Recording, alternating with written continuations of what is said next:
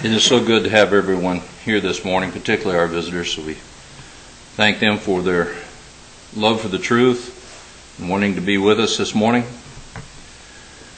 Again, as has been mentioned, with so many gone, you have doubled our numbers, and we are very thankful for your presence.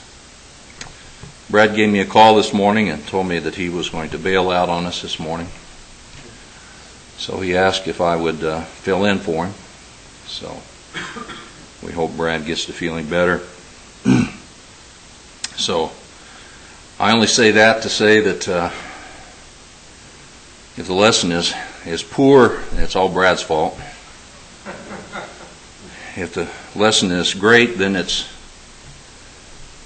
you can thank me. If it's mediocre, I guess it's all April's fault, I guess. I don't know. No, in all seriousness, we will do our very best to be pleasing to our God as we worship Him in trying to deliver the message this morning. And we do wish Brother Brad the best as we try to do our best to deliver the message this morning.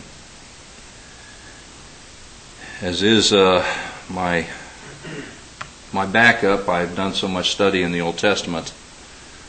When someone approaches me and I have to do something at the last minute, I always default to the Old Testament. So if you will turn with me to Daniel, the first chapter, we will take our lesson from the first chapter of the book of Daniel, and we will look at that for our theme this morning. We'll look at the first 8 verses of the first chapter of the book of Daniel. Knowing a little bit about the history of Daniel, the kingdom of Judah is going into exile. In about 606 BC, King Nebuchadnezzar goes and besieges the city of Jerusalem, and this is the first of 3 sieges of the city. And this is the background of what we're about to read here. God had sent message after message after message, and the children of Israel would not listen to God, would not listen to His prophets. They would not repent of their error. They continually worshipped other gods and followed after that which was not righteous. And eventually God, in His righteous judgment, brought them into captivity. And we read in verse 1 of Daniel chapter 1, "And in the 3rd year of the reign of Jehoiakim, king of Judah, came Nebuchadnezzar, king of Babylon, unto Jerusalem, and besieged it. And the Lord gave Jehoiakim, king of Judah, into his hand, with part of the vessels of the house of God, which he carried into the land of Shinar, into the house of his God. And he brought the vessels into the treasure house of his God. And the king spake unto Ashpenaz, the master of his eunuchs, that he should bring certain of the children of Israel, and of the king's seed, and of the princesses, children in whom was no blemish, but well favored, and skillful in all wisdom, and cunning in knowledge, and understanding science, and such as had ability in them to stand in the king's palace, in whom they might teach the learning and the tongue of the Chaldeans. And the king appointed them a daily portion of the king's meat, and of the wine which he drank, to nourish them 3 years, and at the end thereof that they might stand before the king. Now among these were the children of Judah, Daniel, Hananiah, Mishael, and Azariah, unto whom the prince of the eunuchs gave the names, for which he gave Daniel, he gave the name of Belteshazzar, and to Hananiah of Shadrach, and to Mishael, Meshach, and to Azariah of Abednego. But Daniel purposed in his heart that he would not defile himself with a portion of the king's meat, nor of the wine which he drank. Therefore he requested of the prince of the eunuchs that he might not defile himself. Purpose. The title of my lesson this morning is Purpose. Does anything good in this world ever happen without purpose? If we were to go out and build a tower, if we were to go out and build a building, if we were to go out and do something in our yard, do we do anything without first making a purpose? Nothing in this world good happens without first purposing to do something. Purpose implies that we make a plan. Purpose implies that we have thought about something. We have made a design in our heart, in our mind. We thought about it. And we have made a great desire to make something happen.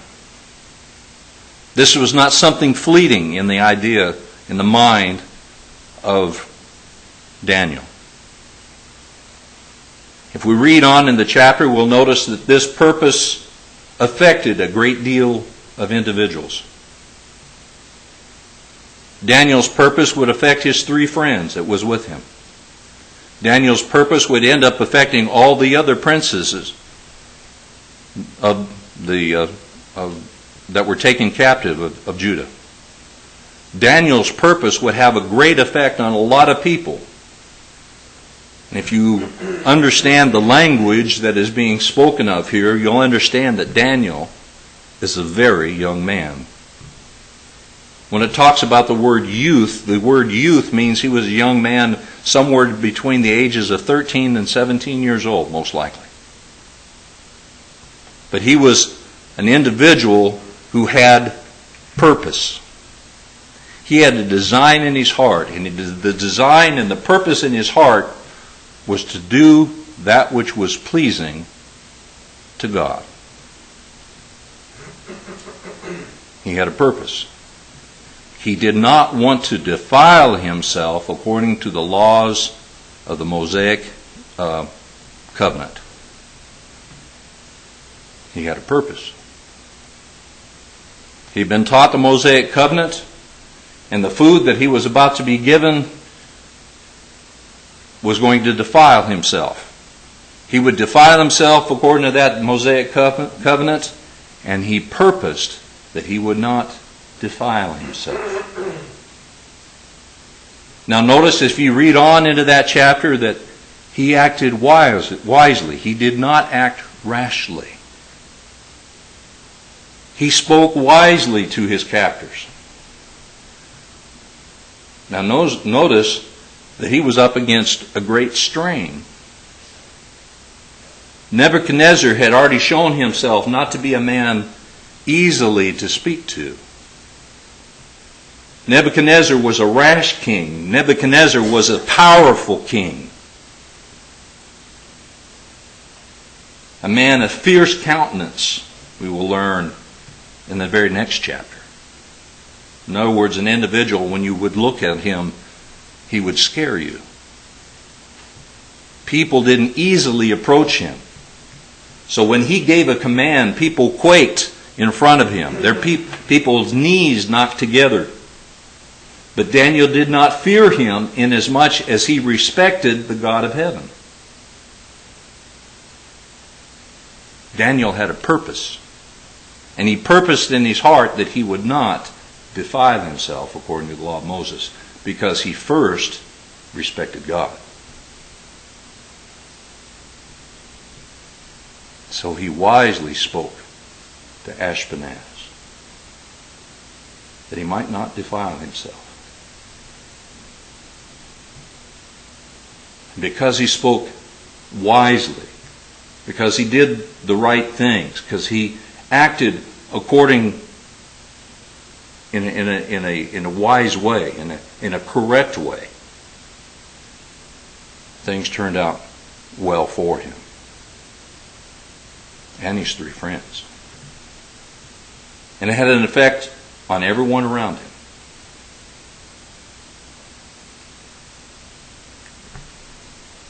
What do we learn from his actions? Well, you notice that Daniel was of nobility. So it doesn't matter who our parents are. It doesn't matter who we are in society. We have an obligation to seek the way of the Lord no matter what the cost is, right? Seeing this example of Daniel teaches us that we have an obligation. The actions of Daniel could have cost him his life. What if it did?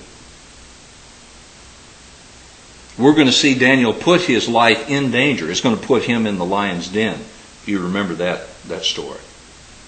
He's going to put his life in danger. He's going to put his life in harm's way in order to be obedient to his God. What if it does cost him his life? There are many Christians, as they are obedient to God, it does cost them their life.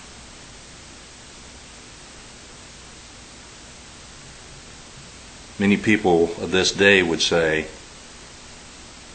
well, just do this now and then you can do whatever you want to later. Right? But the fact of the matter is, if it does cost you your life, you're better off. People won't see it that way, but that's the truth. You have a home in heaven. Why would you lose your soul? He had counted the cost. Because of the purpose of his heart, he had counted the cost. He had weighed what it was going to cost him. It was not worth his immortal soul. It doesn't matter what our age is, does it? Daniel was a very young man. But that very young man had already weighed what it was going to cost him. So it doesn't really matter what our age is. Whether we're old, stupidity doesn't matter, does it? It doesn't matter what our age is. Young or old, we need to have purpose in our life. We must be wise in our obedience to our God. Daniel was wise in conducting himself with his captors. You know, we need to be wise in the way we conduct ourselves with the people of the world. We can't be arrogant. We can't be unwise in the way we conduct ourselves. We need to be very wise. There's a time for telling people the way it is, and there's sometimes a time for being careful in saying things. You know, I had an aunt one time that would say to my father, says, all people who are not members of the Church of Christ are going to hell. Ain't that right, Ronald?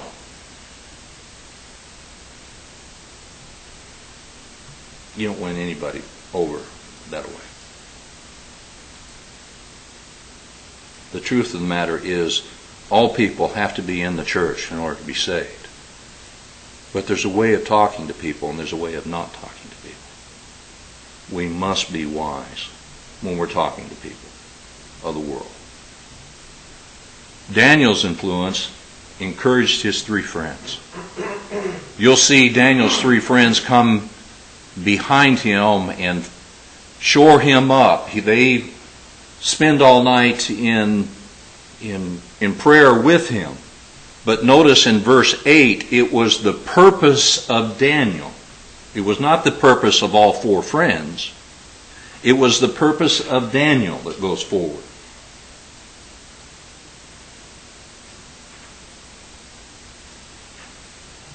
His 3 friends were righteous individuals too. But God doesn't exalt the purpose of the 4. God exalts the purpose of Daniel. So they are encouraged by his strength. If it had not been for the courage of Daniel, who knows? Would they have folded? A lot of people, though they're good people, will fold like a cheap suit under a certain amount of pressure. This was a lot of pressure. When your life is in danger, that's a lot of pressure. But sometimes it just takes one person to stand up under that kind of pressure, and then other people will stand with you.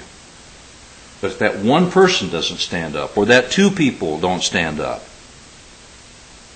other people won't stand up too. Sometimes it takes a Daniel to stand up to get other people to stand up too. Most importantly, nothing good happens without purpose. We don't accidentally follow God. We don't accidentally become a Christian. And we don't accidentally make it to heaven. Everything good happens because of purpose. We become a Christian, we follow God, we do all things which reap to us all things which are good that God promises us. Those all happen because of purpose. In the New Testament, Jesus tells us a few things about love. In Matthew chapter 22, verses 36 through 40, Jesus is questioned. Master, which is the great commandment in the law? Jesus said unto him, Thou shalt love the Lord thy God with all thy heart, with all thy soul, and with all thy mind. This is the first and the great commandment. The second is like unto it, Thou shalt love thy neighbor as thyself. On these 2 commandments hang all the law and the prophets. All things in the Old Testament hang on these two commandments.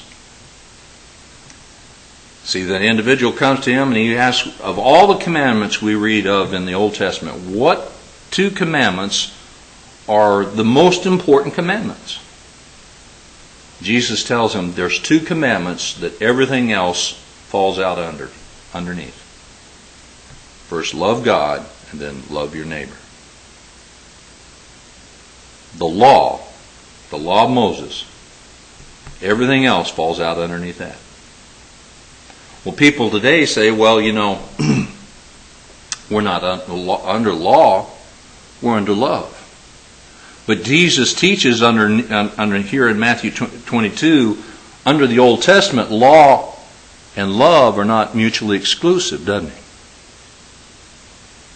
He says if you love God, you will do what? Keep God's commandments. Love and law work together. If you love God, you will do what? Keep His commandments. Isn't that exactly what Jesus says in John 14, verse 15? If you love me, you will keep my commandments. Jesus ties law and love together. So many people today, so many denominations today want to try to separate those 2 ideas, saying that you can't have love and tie it together with commandment keeping. But Jesus says what? Law and love fit together. So if you want purpose in your life, if you want God to be the first purpose in your life, you have to do what? Put law and love together. If you truly love Christ, you have to do what? Keep His commandments. The two are not mutually exclusive. You have to do both. Notice what he says. There's three things that are important here. First, love is active. Love has to do something. Love is not just an emotion that just sits there and feels good. Love is obedient. Love is an active verb. If you love me, you're doing something. Okay? Second, he says, if you love me, you will keep my commandments. So love and commandment keeping are also put together. And third, love and commandments are not mutually exclusive. All right? Those that contend that the New Testament is a series of love letters that are not to be viewed as law,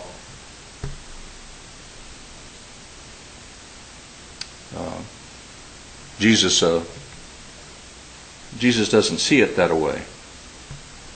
In 2 John in verse 6, the Apostle John also helps us understand that more as he says, and this is love, that we walk after his commandments.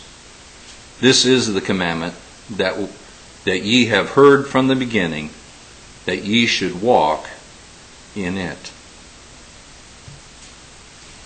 How are we going to walk in the commandments that Christ has laid down by his apostles unless we know what they are? John tells us that true love is doing what? Staying in the commandments that Christ has laid down. We can't stay in those commandments that Christ has laid down for us unless we know what they are, right? 2 Timothy 2:15. Study to show thyself what? Approved unto God, a workman that needeth not to be ashamed.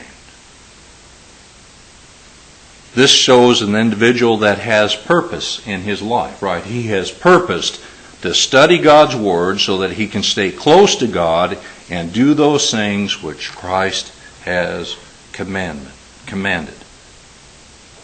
This is true love. If we truly love Christ, then we will purpose to do those things which he has commanded us to do. We have to stay close to Christ. If we love him, if we want to do what he wants us to do, we have to study his Word, know what his commandments are, so that we can be with him and walk the way he would have us to walk. Or in other words, live the type of life he would have us to live. So many individuals today are teaching that, it's all about just loving one another, and it's all about this emotionalism, and everybody just feels good. The New Testament doesn't teach such a type of religion. I'm not saying that we are void of emotion. Scriptures doesn't teach such a thing either. But the emotion comes from doing those things which are right. Just as all benefits come after we do those things which God has commanded us to do. When we do those things which are right, we feel good because we know we are doing that which God would have us to do. All benefits come after we have done those things which are right. We have example after example after example. In the Old Testament, even after in the New, those individuals that are obedient receive the blessings. Obedience always comes first. Then comes the blessings. Once we are baptized, then we are saved. Once we believed, then we are saved. Once we are confessed, then we are saved. All blessings comes after the obedience. If we truly love God, we must purpose in our heart to do what He would have us to do. Follow the example of Daniel. Purpose in your heart to do what God would have you to do. And then will come all the blessings from heaven pouring down. Love Him with all your heart. Be obedient, and the blessings from heaven will open up, and you will receive those great blessings. If you are here this morning, and you are subject to the gospel call, if you need to become a Christian, believe the gospel message. Hear it, believe it, confess His name before men, and be baptized, and thou shalt be saved. You and your household. All who will believe and be obedient, and then lead a righteous life.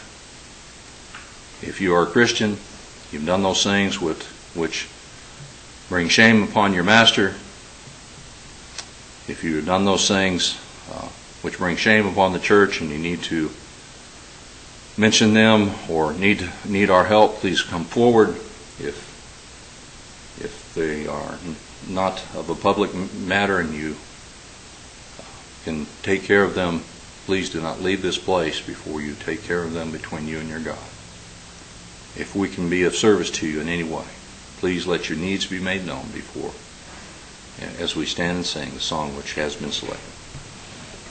Hear the sweet voice of Jesus say, come unto me, I am the way. Hearken the loving call, obey. Come, for He loves you so. Only